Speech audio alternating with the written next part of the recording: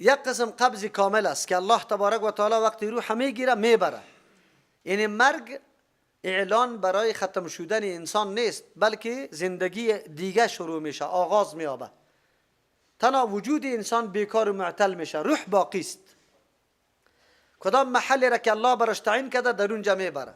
مؤمن روحش در یک جای، کافر در دیگه جای، یکی در علین دیگه در سجین، بنابر اختلاف علما. هر کدامشان از لذت‌های جنت و دوزخ هم استفاده میکنن، الله برقرار میکنه. رابطه را در بین جسد و روح الله قائم میکنه. او یک زندگی است که برای ما در علم ما سپرده نشده و ما درک کردن نمیتونیم. بس عقیده و ایمان داریم چیزی که در قرآن و حدیث ثابت شده. یک قسم گرفتن روح ناقص است. الله تبارک و تعالی وقتی ما را خواب میبره، روح ما را از ما میبره. از همون خاطر است که ما خوابها میبینیم. روح ماست که چکر میزنه هر طرف. گاهی در خوابهای شیطانی واقع میشه و گاهی به خوابهای راست واقع میشه. خو یک رابطه اینمی روح قطی بدن هم دمی صورت موجود است. ناقص به خاطری گفتیم که اگر مکمل میگرفت وجودی تو در حرکت نبود، تنفس نمیتونستی، با آنی واحد که تو کسی تو را میزد دستی پس بیدار شدن نمیتونستی. این یک نوع رابطه را الله در بین روح وجودی تو گذاشته. آلی خواب چی است؟ الله تبارک خواب در مورد خواب دانشمندا تحقیقات میکنن که چرا اینطور میشه. این خون کلش در بدن از دماغ پایین میشه، از او خاطر خواب میره. کسی میگه نه چیستا جمود پیدا میکنه رگها بعد از او خواب میاد. عاملش که هر چیز باشه، سببش که هر چیز باشه، خو اصل کننده ی عمل کیست؟ الله تبارک و تعالی است. به انسان نشان میده که انسان روزمره تو میمیری و زنده میشی. روزمره بگا حالت خوابت میاد، صبح تو پس در حالت عادی خود بر میگردی. اینمی حالت کی سرت آورده نیست؟ الله تبارک. نگو که حالت امیتور عادی است، عادی نیست، بلکه الله تبارک و تعالی این سلسله را در زندگی تو گذاشته. به اینمی نظم حالات تو را نرمال کرده، راحت بر بدن تو بخشیده، یک جزی از عمرت برای کسب روزگار مشخص کرده، دیگه جزی از عمرت برای استراحت الله داده. پس از این تو باید دلیل بگیری که ذاتی که اینمی روحی ما در اختیارش هست، در اختیار خودم نیست. اوست که میبره و پس میاره. و بعضی اوقاتی طور میشه که آدم در مو حالت خواب دیگه توانی بیدار شدن نداره، الله روح اونجا نگاه میکنه، خیر و خلاص. این در اختیاری کیست؟ باید کسی که خواب رفته بود اگر در اختیاری خود میداشت، بالکل روح خود پس بر میگشتان، لیکن نتانست. کلش اختیاری کیسته؟ الله تبارک و تعالی است. الله یتوفی الانفس. الله میگیره روح را. گاهی روح گرفتن تام است، گاهی ناقص است. پس اینالی تو مرگ مثل خواب خود فکر بکو که اینی طور حالت آمده نیست. روزی فرا میرسه که امی ارتباط ناقص هم بیخی از بین میره و این در اختیار خودم نیسته، الله تبارک و تعالی از بین میبره. بعد تو از این دلیل بگیری. در این آیت است دلیل بزرگی الله است، قدرت الله است، توحید الله است برای قومی که تفکر داره، از فکر خود کار میگیره که برای الله بسیار ذات قوی است، علم داره به حالات ما، به وضعیت ما، به کیفیت ما، به اینکه خواب میرم، به راحت ما، همه چیز به الله تبارک و تعالی معلوم است. پس وقتی که همه اختیاراتم اگر از بیداری است، از خوابم است، از الله است، مستحق عبادت خیر کیسته؟ و هم الله است. ام اتخذوا من دون الله، آیا یا جور کردن بغیر از الله شفعاء، سفارشیا. میگن که یا سفارشیا، سفارشی اینجا به معنای نازدانه هاست.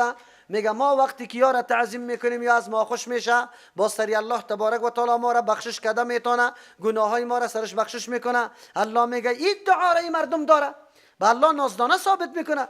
قل بگوی پیامبر علیه السلام اولو کانوا لا یملکون، یا نبودن لا یملکون شیئا که در اختیار نداشتن چیزی را، ولا یعقلون از عقل هم کار نمیگرفتن، نه اختیارات داشتن و نه از عقل کار میگرفتن که سفارش کی سفارش کده میتونه؟ کلگی محتاج الله است تا که اذن الله نشوه. قل بگوی پیامبر علیه السلام لله شفاعت جمیعا، در اختیار الله است سفارش کردن مکمل. کسی که سفارش کننده است بدون اذن الله سفارش نمیتونه. در حق کسی که سفارش کرده میشه تا که الله اذن نکنه سفارش در حقش کرده نمیشه.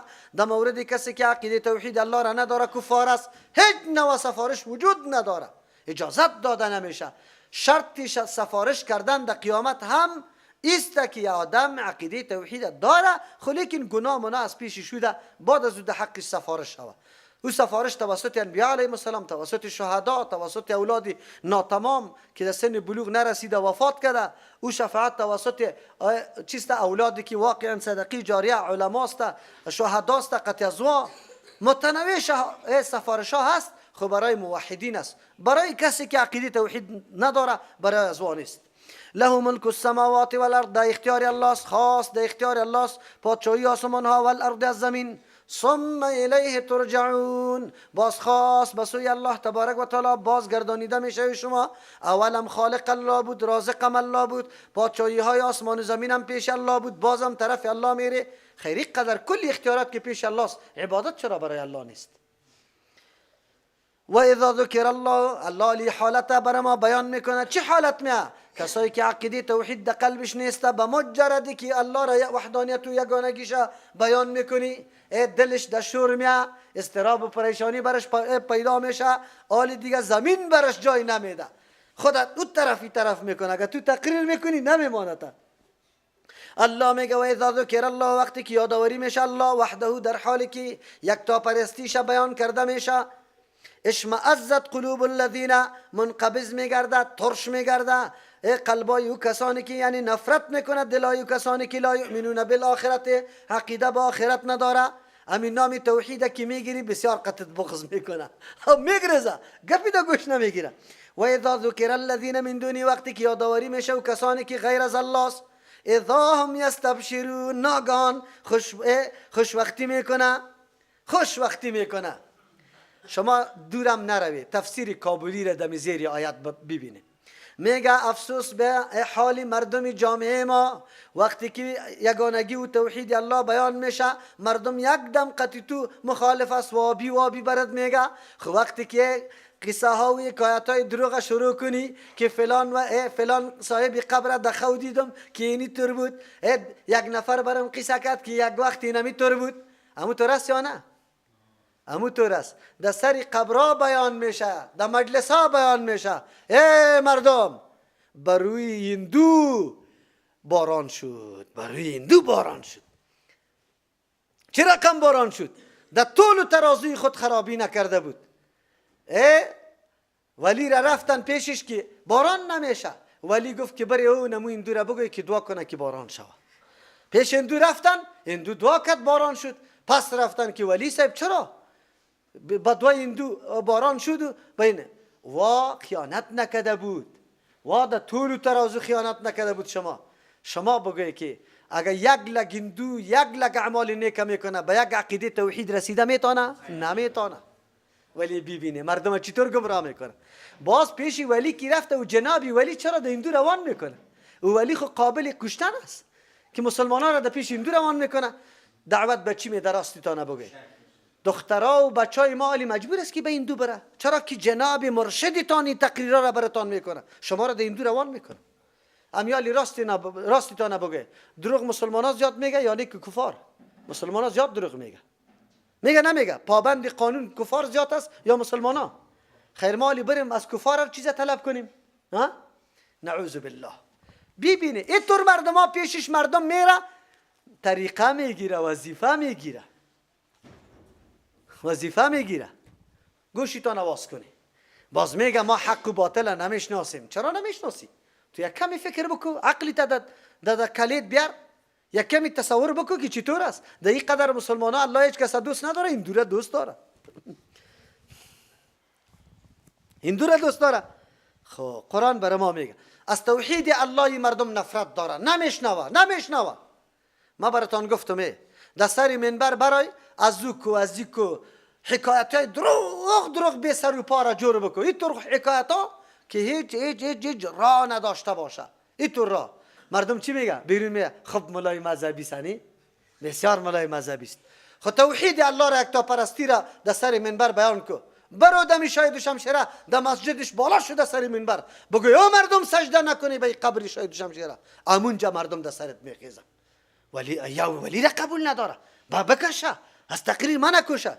اینی مردم است. تفسیر کابلی را سعی کنی، من نمیگم، اما تفسیر مذهبی را که او چی براتان میگه. امروز زمین طور است یا نه؟ از توحید الله از بیانش نفرت دارن یا ندارن؟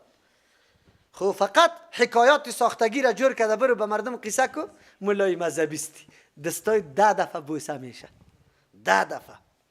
قل الله مفاطر السماوات بگه ای پیغمبر علیه السلام در دعای خود چرا حالات خراب میشه مردم هر کس دعوا میکنه من حق هستم گروه ها متنوع میشه هر کس داد حقانیت میزنه اهل سنت و الجماعت شعار زیبا نامی زیبا سری خود میمانه حالان که بوی سنت هم دو دیده نمیشه از جماعت هم دو دیده نمیشه. بگو در دعاهای دی پیغمبر علیه السلام اللهم فاطر السماوات ای پیدا کننده آسمان ها والارض از زمین عالم الغیب و شهادت عالم چیزای پنهان و شهادت حاضر به نظر مردم انت تحکم بین عبادک تو فیصله میکنی در بین بنده های خود فی ما کانو در او موضوعات و مسائل کانو که بودن فی در موضوعات یختلفون اختلاف میکردن. دیگه دعا در حدیث چطور آمده؟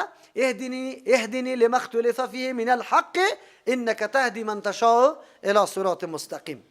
ولو ان للذین ظلموا اگر یقینا برای کسانی که شرک ورزیدن ظلم کردن ما او چیزایی باشه فی الارض که در زمین است جمیعا تمامیش کل ملک و مال و دارایی مکمل برای امی مشرکان باشه و مثله به مثل امی چیزایی که در زمین است معه دو چند دیگه هم باشه لفتدوا به خام حاضر هستند که فدیه بده عوض بده به در چیسته توسط همین مال من سوء العذاب از نجات یافتن سختی عذاب زشت یوم القیامت در روز قیامت. آلی خو با یک ایمان آوردن تن نمیده خو روزی که عذاب الله را ببینه باز آماده هستن که دنیا را خود چی میکنی به مثل دنیا دیگه هم باشه کلش عوضی کی بده بگوی عوضی نجات یافتن از عذاب الله بده بالکل آماده هستند. امروز یک دانه را درای الله نمیده امروز تنها زبان گوشتی خود دور نمیده که اعتراف به یگانگی الله بکنه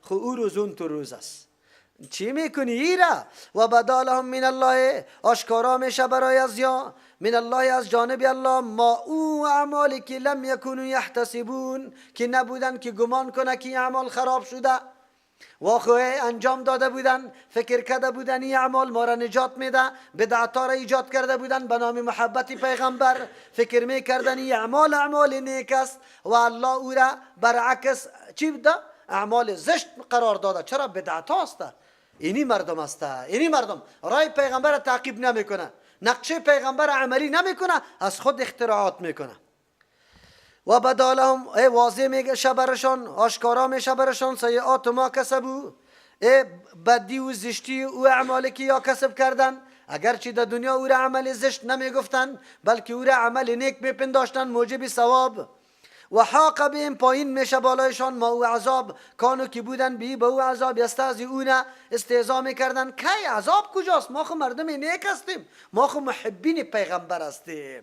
امروز یهودا هم اینطور میگن نصارا هم میگه هندوها هم میگه مسلمانا هم اینطور میگه و کلشان هم اینطور میگه که سر ما عذاب نمی عذاب کجاست کار کجاست الله میگه معلوم میشه. فاذا مس الانسان ضر وقتی که میرسه به انسان تکلیف دعانا آواز میده بر ما برای دور کردن تکلیف ثم اذا خولنا بعد از وقتی که ما واره نعمت بدیم بخشش کنیم نعمت راحت منا از جانب خویش قال باز میگه نعوذ بالله ای مردکه و تکلیف دادش نمیه انما اوتیتو بر ما داده شده علی علم بنا به مهارتی ما فهم و زیرکی ما بسیار زیرک بودم ایمانو دارایی از کجا کردی ما بسیار تلاش کردم لندن نماندم امریکا را نماندم آلمان نماندم ایره در دست آوردم الله برات امی استعداد و قابلیت و علمیت کی داده ایره کی داده بگو دوستی یک معنایش است انسان که نعمت برات حاصل میشه نگو که تلاش خودم بود بگو رحمت کی بود توفیق کی بود الله اکبر بندی الله اینمی بندی الله است. چی قارون هم گفت انما اوتیته من علم برام از چی داده شده از مهارت و زیرکی خودم یک دوم معنای آیت انما اوتیته برام داده شده علی علم بنابر بصیرت که ما مستحق امی بودم من لیاقت زیره داشتم که برام داده این آلی خدا مستحق هم میدانه سری الله ضروری و فرض هم میدانه که تو باید برام بده چرا به خاطری که ما مستحق هستم نعوذ بالله. خب گوش بگیره ایره میگه تولی کمال داری مستحق هستی بل هی فتنتون، الله میگه نه، این راحت و مال، این مرتبه و مقام که برات داده شده فتنتون، آزمایش است، امتحان است. ولکن اکثرهم، لیکن اکثری مردم لا یعلمون، نمیدانه. این مرتبه کمال خود فکر میکنن، نمیگه که الله برام مقام داد، مال داد، علم داد، این برای امتحان است که آیا در این مورد من چی نظر دارم، چی عقیده دارم، چه قسم استفاده میکنم او چی خدمت میکنم. ایره نمیفهمم، میگه نه مستم. قد قالها، بلی کلمه نو نیست. قد قالها الذین، یقینا امی دادن نعمت به ذریعه استحقاق ذاتیش یا به ای که ما از مهارت خود پیدا کردیم، کلمه است که گفته ایر الذین، و کسانی من قبل این که پیش از جان بود. خو لیکن امی مال و دارایی که در جای درست استفاده نکرد، برای از یا فایده رسان، فما اغنا عنهم، دور نکرد، فایده نداد برای از یا ما آن چیزی که کانو بودن یکسبون، که کسب میکردن، اگر علم بود، مقام بود، مال بود، کلش عذاب الله فرا رسید، هیچ به درد نخورد. فاصابهم سیئات ما کسبوا، رسید برشان زشتی و اعمالی که کسبوا در دنیا انجام داده بودن، یعنی عذابی و اعمال، نتیجه و اعمال که کسب کرده بودن. بپنداشتن که اعمال خوب است، او غلط ثابت شد. چرا؟ به خاطر که یا اخلاص نبود یا موافقت نقشه کی رسول الله. والذین ظلموا، کسانی که شرک ورزیدن، عقیده توحید الله را ترک کردن، من هؤلاء، از همین مردم موجود، سیصیبهم، زود است که برشان برسه، سیئات ما کسبوا، بدی و زشتی و اعمالی که کسب کردن، یعنی در عذاب محیط این مردم هم گرفتار میشه که اهل مکه است، مثل که مردم های سابق گرفتار شده. یا این اعمال خدا واخه میگفتن که ما اینطور نمیگفتن که ما عذاب میشیم، میگن ما دفاع از بیت الله میکنیم، ما دفاع از دین آباهای خود میکنیم، اجدادای خود میکنیم، ما فرهنگ دیرینی خود نگاه میکنیم، ما خو عذاب نمیبینیم. خو الله میگه اینطور عذاب فرا بگیره شما را که پرسان نکو. و ما هم بمعجزین، نیست یا خلاص شونده، الله را عاجز کننده نیست، الله را عاجز نمیتونه، یعنی از احاطه عذاب الله خود خلاص نمیتونه. اولم یعلموا، یا نمیدانن، ان الله یبسط الرزق، چرا این مادیات و رزق مدار اعتبار قرار داره، ایره ملاک تقوا، ایره ملاک ارزش قرار داده، غلط گپ است. آیا نمیدانه که ان الله، یقینا الله یبسط الرزق، فراخ می سازه روزی را، لمن یشاء، به کسی که الله بخواه، اگرچه در ظاهر قابلیت توی ازیره نداره، الله برش میده و یقدر، تنگ می سازه. این دادنی فراخ ساختن و تنگ کردن محض برای امتحان الله است، نه برای چی ارزش قائل شدن که کسی مال داره او با ارزش از پیش الله. ان فی ذلک، یقینا در این تنگی و فراخی رزق، لآیات، نشانه های بزرگ قدرت الله، دلیلای توحید الله است، لقوم یؤمنون، برای قومی که عقیده داره، ایمان داره. کسی که مؤمن است میدانه که الله این دادن و بس گرفتن مکمل برای امتحان است، نه برای ارزش ها. قل بگوی پیغمبر علیه السلام، یا عبادی الذین، به بندگانی ما اعلان کو که ای بنده های ما، الذین، و مردم، امیدوارترین آیت در قرآن کریم، ای بنده های ما، قرآن کریم که قدر جزاها را میشنوه، عذابا را بر ما در گوش ذکر میکنه، در گوش ما میشنوانه، این برای از این است نعوذ بالله که انتقام بگیره، ای سر ما و شما ضد داره، الله تبارک و تعالی کینه داره قطعا، نه، یا کلش برای عزیزته که تو مؤمن آماده شوی به پذیرفتن دین الله، آماده کنی خدا از این بدبختی ها خدا نجات بدی. از او خاطر الله این گپا را برات بیان میکنه. حکومت نیست که جزا را مقرر کرده به خاطر که تو را خوب شکنجه کنه. الله کی بیان میکنه شکنجه ها و عذاب را برای از که تو خدا آینده اصلاح کنی. اینجا میگه آخر الامر انسان چطور نجات پیدا میکنه؟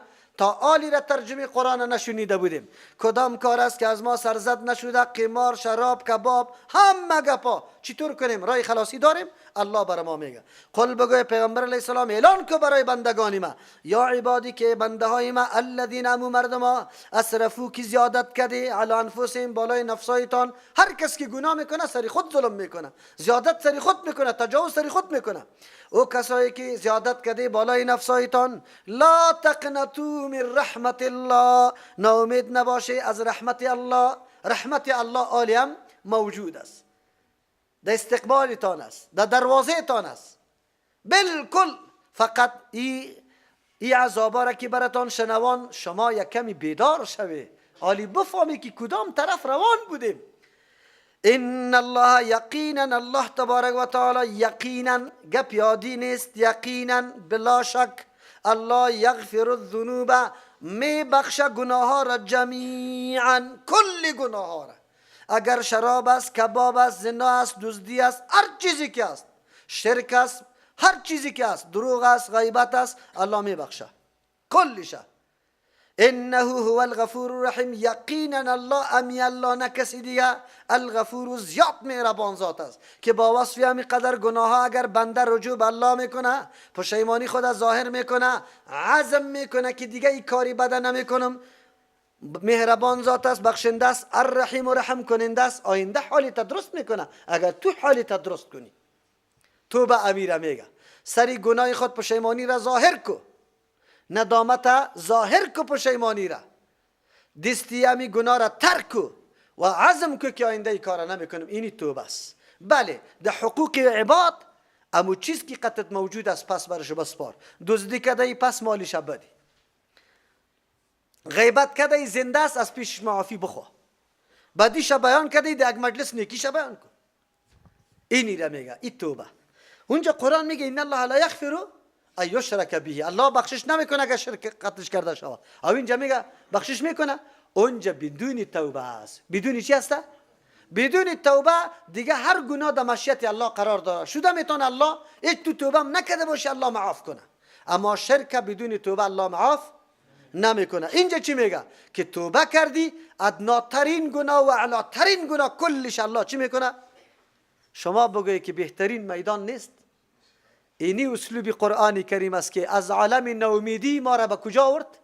به امید آورد. وگرنه کدام فرد است که دعوای معصومیت بکنه که ما گناه نکرده؟ راستی تا نبگوی. تا دین روز اینطور عقیده داشتیم که هیچ پرسان نکو که قرآن چیزی میگه ما خلافی از روان بودیم. خب الحمدلله اگر توبه کنیم، تعهد کنیم، پیمان ببندیم که باز خدمت این عقیده را میکنیم، این قرآن الله بخشش کننده است. و انیبوا الی ربکم، رجوع کنی به سوی پروردگارتان. توبه ای را تقاضا داره که آلی رجوع بکنی به سوی پروردگارتان، به توبه کردن توجهتان طرف الله کنی و اسلموا له، مکمل تسلیم شوی، به جان و دل تسلیم الله شوی، هر فرمان الله را به دیده چشم بپذیری. من قبل ان یاتیکم، این کار کی کنی؟ پیش از اینکه بیا براتان العذاب عذاب، ثم لا تنصرون، بعد از امرای شما امداد کردن نمیشه، قبل از آمدن عذاب که امداد قطعتان نمیشه شما بپذیره و به الله رجوع بکنه. چقدر موقع خوب است. الله برای ما شما موقع داده یا نداده؟ بالکل موقع داده. واتبعوا احسن ما انزل الیکم، تابعداری کنی از بهترین آن چیزی که نازل کرده شده. چیزی که نازل شده کلش بهتر است، کلش احسن است. یک مانا تابعداری کنی در آیات، امو آیاتایی که احسن است یعنی محکمات است، پشتی متشابهات نگرده، آیاتایی که معنا و مقصدش خیلی واضح است دنبال از او بره، تابعداریش بکنه که نازل کرده شده الیکم، به سوی شما، من ربکم، از جانب پروردگارتان، من قبل ان یاتیکم العذاب، و پیش از اینکه براتان عذاب بیا بغتتا ناگهان، و انتم لا تشعرون، در حالی که شما احساس هم نداره. الله ما را دعوت میده طرف قرآن، بیا طرف قرآن کریم که عذاب الله آمده نیست. این مخلوق الله که طرف قرآن دور نخوره، این عذابا نه دیگه عذاب آمده نیست. این را بدانی، این وعده الله است. ان تقول نفس، پیش از اینکه یک نفس بگویه، پیش از این بعد رجوع به الله بکنه، قانون الله را، کتاب الله را محکم بگیره، پیش از اینکه بگویه یک نفس یا حسرتای افسوس علی ما فرطت، بنابر آنچه که من کوتاهی کردم، فی جنب الله، ده حق الله، ده پهلوی الله. امو رقم پهلو که مناسب شان الله است. ما میگیم ده پهلوی تو من کوتاهی کردم، حقی تا ادا نکردم. اینجا مو ده حق الله تبارک و تعالی که کدام کوتاهی شده باز اونجا افسوس نخوره. یکی و این کنتو لمن الساخرین، نه تنها که کوتاهی کردیم بلکه بندگانی دعوتگر مسخرم کردیم، احکام الله را به بادی مسخرم گرفته بودم. پیش از اینکه حالت و افسوس ها را بخوری به الله رجوع کنی، نکنه احکام الله را مسخره نکنه، بپذیره. مسخره کی را میگه؟ او ریشه کی کشیده، جابه کی کشیده، یا این جوانی مالی من نرم سازا نشنم، در رقص نکنم، اینه کی کشیده؟ و طوری الله را قبول ندارم، نعوذ بالله. شما باور به الله بکنی. در این روزه کسی از ولایت دیگه برام زنگ زد، نام ولایت هم نمیگیرم، زنگ زد گفت مولوی صاحب عالی در دفتر قطما نفر است. مرا گفت که در مسئله جهاد گپ آمد. گفت چی امر است در قرآن کریم در مورد جهاد؟ گفتم که با کفار، با یهود، با نصارا جهاد بکنه. میگه هر کس کی را میگه نعوذ بالله بد میکنه که قط یهود و نصارا میگه که جهاد کنه. مرا گفتی چه حکم دارم؟ گفتم مرا بگو که زنش طلاق است، تجدید کلمه که نکنه مرتد است، او تا 3 روز وقت داده شوه، بعد از او دیگه قطعش مقابله شوه، قتل شوه. باز پس که رفته بود بسیار ترسیده بود، دیستی کلمه خوانده بود برش. برای من تا این اندازه مردمان نعوذ بالله دوستی با یهود و نصارا داره که الله را بد میگه چرا امر به جهاد امر یهود و نصارا کرده. این قسم مردما که ضد دارن، میگه کدام الله نعوذ بالله حرام کرده موسیقی را، همونطور الله را میگه من قبول ندارم، همینطور گپا مردم میزنه نمیزنه. میگه زنا را که حرام کرده اونطور الله را ما قبول نداریم نعوذ بالله، همینطور میگه. قرآن میگه پیش از اینکه او حالت براتان برسه نعوذ بالله احکام الله را به باد مسخره نگیری، از او خاطر شما انابت به سوی الله بکنه که باز نفس اینطور میگه و موقعش نمی باشه.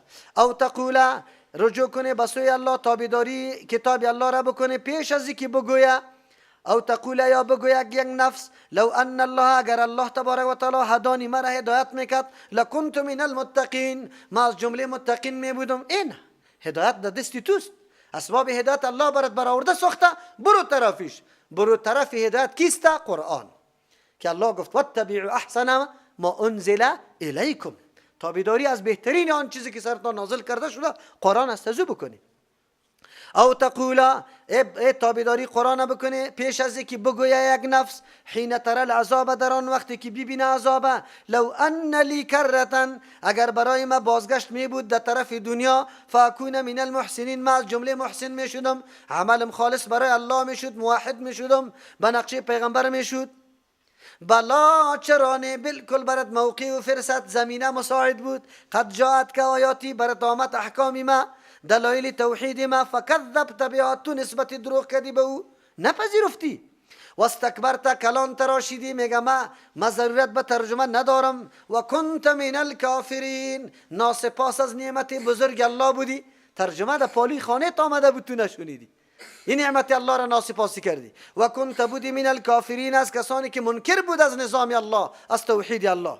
و یوم القیامت، روز قیامت، تر الذین، تو میبینی پیغمبر ای مخاطب، و کسانی را کذبو که دروغ جور کرده علی الله، بالای الله، که میگفتن ای الله بری خود و نازدانا گرفته، متصرفین گرفته، ما واره تعظیم میکنیم و پیش الله ما را نزدیک میسازه، گناه ما را سرش معاف میکنه.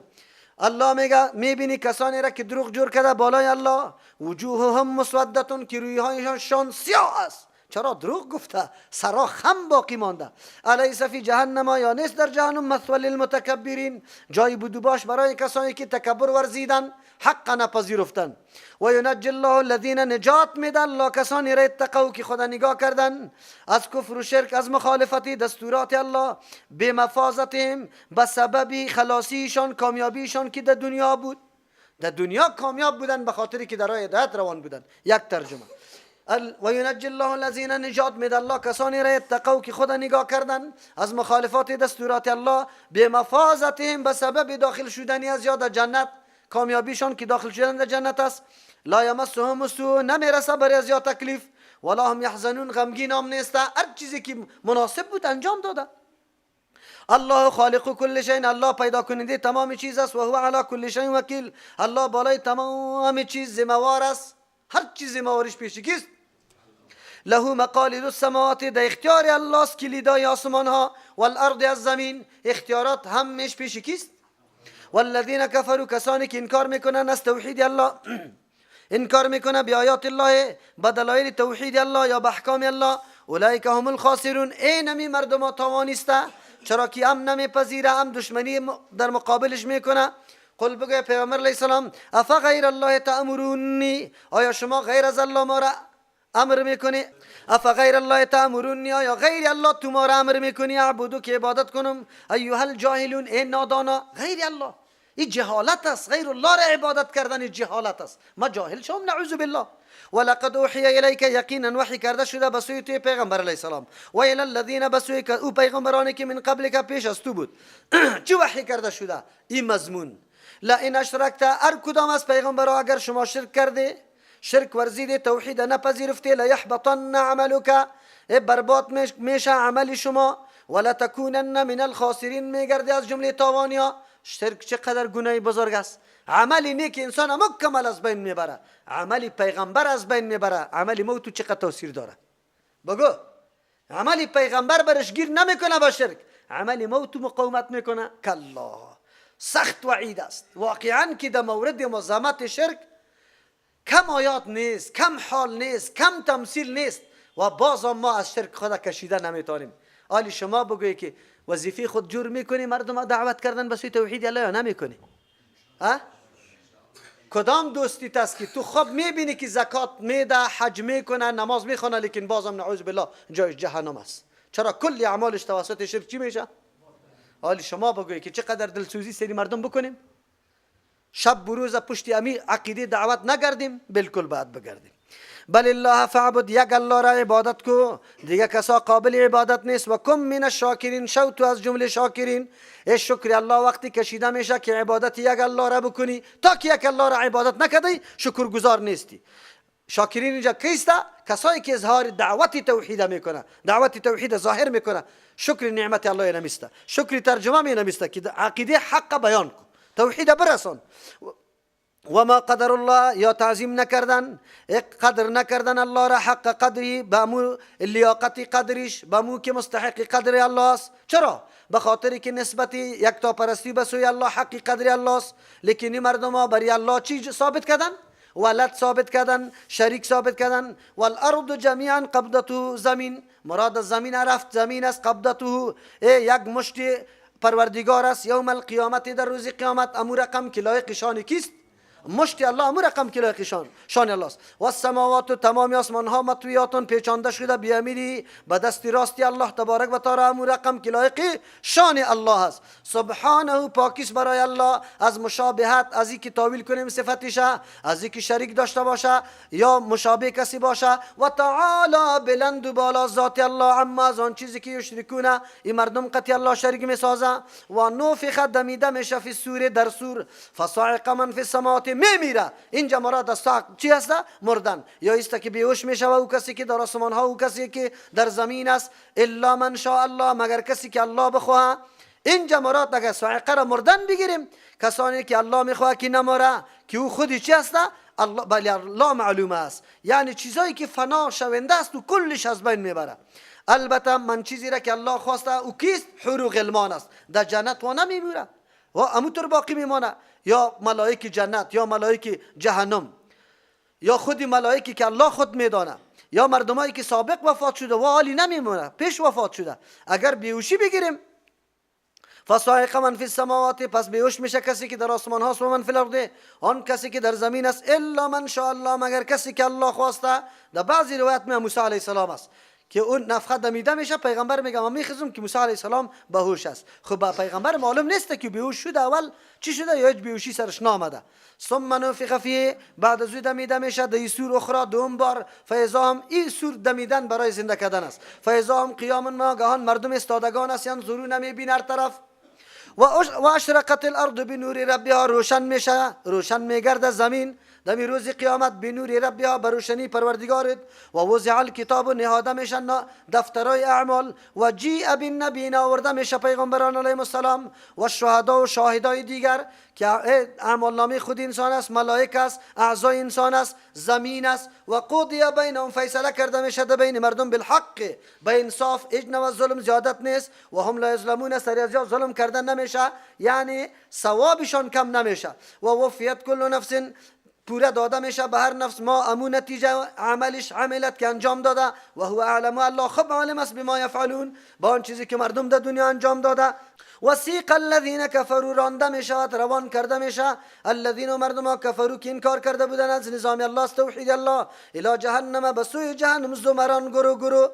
یعنی در بینشان فرقه جور شده، کسی که بت پرستش کرده، ولی را پرستش کرده، هر کدام گروه.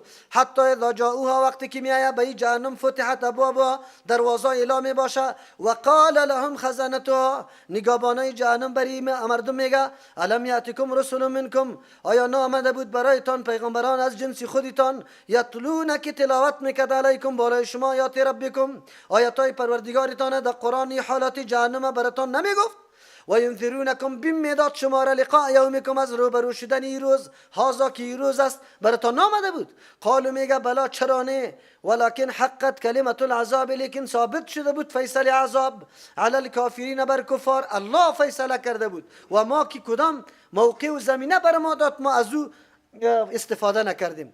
قیل ادخلوا ابواب جهنم، گفته میشه داخل شوید دروازه های جهنم، خالدین فیها، که مقدر شده در حقتان همیشه بودن در جهنم، فبئس مثوى المتکبرین، خیلی بد است جای باشه کسایی که تکبر میورزه از حق.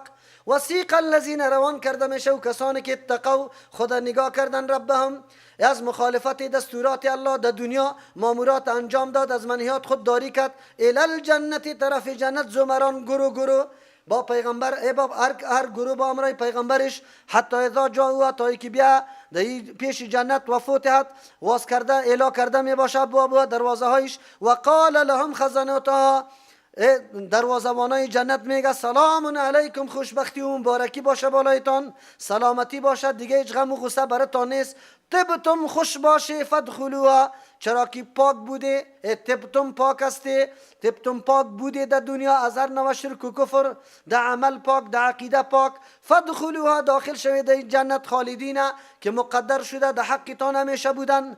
و قالوا الحمد لله، جنتیا در اینجا میگه کل صفتای کمال و مدح ثنا لله، برای الله، الذی، ذاتی که صدقنا، راست ساخت وعده، وعده خدا، و اورثنا، ما را به تکلیف داد، الارض، زمین جنت، نتبوأ، که خانه میگیریم، جای میگیریم، من الجنت، از جنت، حیث نشا، هر جایی که خوشی ماست، فنعم اجر العاملین، بهترین اجر برای کسایی است که عمل کرده موافق رضای الله و به نقشه رسول الله. الله نصیب ما کنه در جماعت شامل کنه. و ترى الملائکه، تو میبینی ملائکه، حافین، که گرد آینده است، من حول العرش، از بعض اطراف عرش، یسبحون بحمد ربهم، که پاکی بیان میکنه به امرای ثنا گفتنی پروردگارشان، و قضی بینهم بالحق، فیصله کرده میشه میان مخلوق به انصاف و صداقت، و قیل دمینجا کل، گفته میشه از طرف فرشته ها و انسانای جنتی هم الحمد لله رب العالمین، بلکه کل مخلوق میگه کل صفتای کمال برای یک الله است. چرا؟ رب العالمین که مالک متصرف کل مخلوقات است. سبحان ربک رب العزة عما یصفون و سلام علی المرسلین والحمد لله رب العالمین.